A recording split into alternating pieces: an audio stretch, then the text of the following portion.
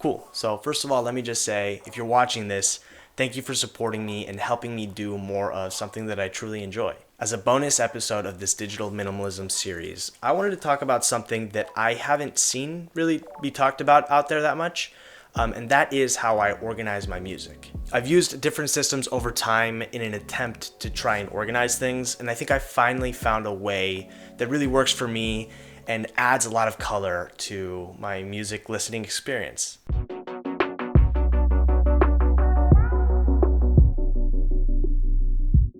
I use Spotify, which I know is really popular and a lot of people use it. But I think what I'm going to share can apply to whatever you use to listen to your music. So if you are at all like me, then you listen to a lot of music. And on top of it, there's a lot of ways to discover music nowadays. And I find that I'm regularly listening to and looking for new music to listen to. And so my library has expanded to become tens of thousands of songs. With tens of thousands of songs, what used to happen for me was that I would have just an assortment of random playlists, and then I couldn't remember for the life of me where certain songs that I wanted to listen to were. It just became this endless trail of music, and a lot would fall through the cracks. The thing that was frustrating about that for me was that music can really bring me back to certain times and places in my life. I couldn't find the music. I couldn't go back to where I was at that time, emotionally speaking. Fortunately, I found out that Spotify allows you to create folders, and by now you should know that is one of my favorite things. And I realized that I could use that to organize different stages of my life, and that's exactly what I did. So whenever something new or big would happen, like a big trip or a change in my career path or something kind of along those lines, it would kind of reflect in my music. It would signify that it was time to create a new folder. The way I've decided to kind of organize these folders is by naming them, first of all, numerically so that I could see them, in order, followed by more or less the stage of my life that took place. So, for example, 2016 or late 2017, something along those lines to kind of place me in time. And then I would put within parentheses what that stage of my life was most signified by.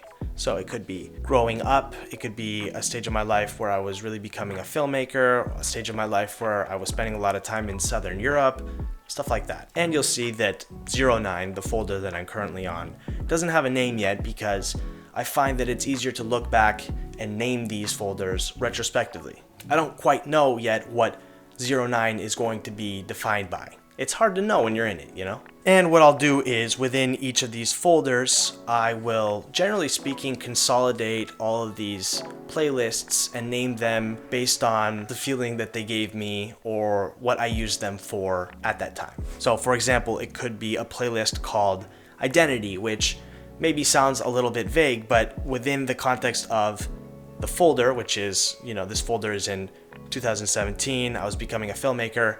Oh, okay, this playlist was music that I listened to as I was trying to figure myself out. It's hard to be super scientific and super specific about this because music is, it's art and this is all emotion and feeling based.